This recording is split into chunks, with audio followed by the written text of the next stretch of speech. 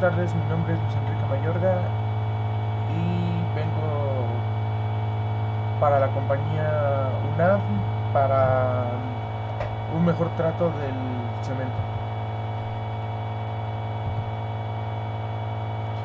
Y bueno, lo primero que debemos de saber es que el cambio climático es un cambio significativo en el sistema climático del planeta y este permanece por décadas o aún por más tiempo.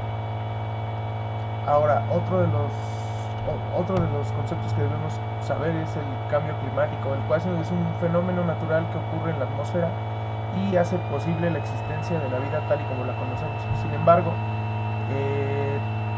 las actividades humanas han hecho que este efecto invernadero sea cada vez más fuerte y afecta a los... Este sí está afectando la vida como la conocemos. Bueno, los GEI o gases de efecto invernadero son el dióxido de carbono, el metano, el óxido nitroso y los gases fluorados. De estos es importante mencionar que el dióxido de carbono es ese que es uno de los cuales se produce en las actividades cementeras. Ahora, para hablar del sector cementero, el 5% de las emisiones totales de dióxido de carbono por cada tonelada de cemento se emite una tonelada de dióxido de carbono, es decir, el 5% de las emisiones totales de dióxido de carbono son por este sector. Y estas emisiones están divididas en dos. El 60% de las emisiones es la calcinación de piedra caliza, ya que al sobrepasar los 900 grados centígrados libera dióxido de carbono y se convierte en óxido de calcio. El 40% restante es la quema de combustibles para los procesos de calcinación y formación del clinker. Ahora, los compromisos que México tiene en el Acuerdo de París son la reducción del 25% de sus emisiones de gases de efecto invernadero, reducir las emisiones del sector industrial, utilizar la energía limpia,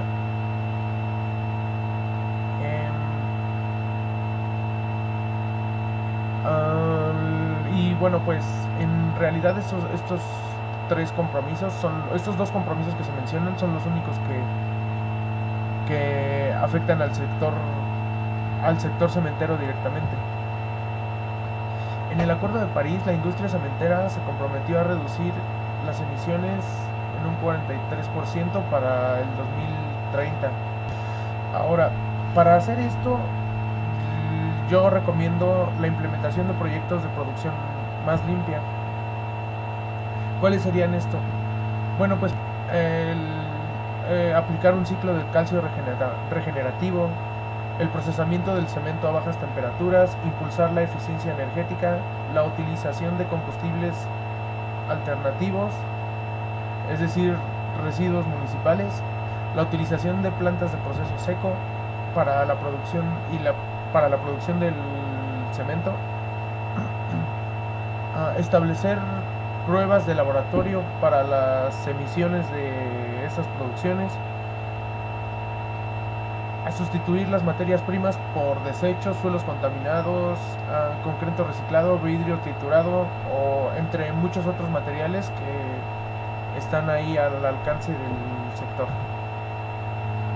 Ahora, antes de continuar es importante mencionar que son tres los contaminantes que más el tipo de contaminantes que más se emite en las actividades cementeras: el dióxido de carbono, el dióxido de azufre y los óxidos de nitrógeno. Otro de los puntos a tratar en las prácticas más limpias, en la producción más limpia, es utilizar metodologías y técnicas que nos ayuden a reducir o eliminar las emisiones de los óxidos de nitrógeno. Y bueno, pues algunas de estas son las primarias, las cuales se refieren a la acción en el proceso, y las secundarias, las que son al final del tubo. Para hablar de las primeras, se puede reducir o eliminar las emisiones optimizando el proceso de producción, disminuyendo el contenido de alcaliza en la materia prima, usando combustibles de bajo nitrógeno, garantizar que los hornos operan establemente, reciclar el gas o utilización de quemadores de bajo contenido de nitrógeno. Y las secundarias, a pesar de que se tiene la reducción selectiva catalítica, la reducción selectiva no catalítica es la que ha tenido resultados en el sector cementero. Entonces, por eso es la que recomiendo que pueda implementarse. Ahora, para las emisiones de dióxido de azufre se nos presentaron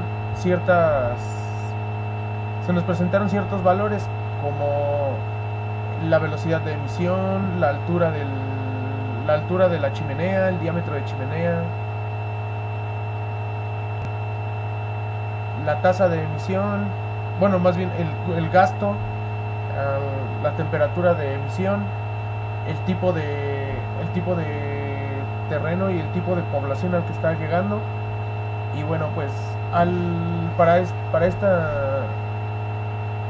estos datos utilizamos el simulador ScreenView, el cual nos ayudó a analizarlos y a encontrar el valor de la concentración a ras del suelo, el cual es una concentración muy por debajo de los límites establecidos para personas sensibles, los cuales son de 228 microgramos por metro cúbico. Y bueno, para una temperatura ambiente de 13 grados y para una temperatura ambiente de 10 grados fueron valores muy bajos, los cuales estaban muy por debajo de los límites establecidos para personas sensibles. Ahora, en dado caso de que hubiera habido un exceso o se hubiera sobrepasado el límite, alguna de las medidas adicionales que yo propondría sería aumentar la altura de la chimenea, aumentar el diámetro de la chimenea, aumentar la velocidad de emisión o aumentar la temperatura de emisión. No es necesario que se aumenten estas variables al mismo tiempo. Se puede, solo con aumentar una, puede tener afectaciones en los niveles de concentración. Bueno, estas son las fuentes que se utilizaron para la realización de este video y muchas gracias por su atención.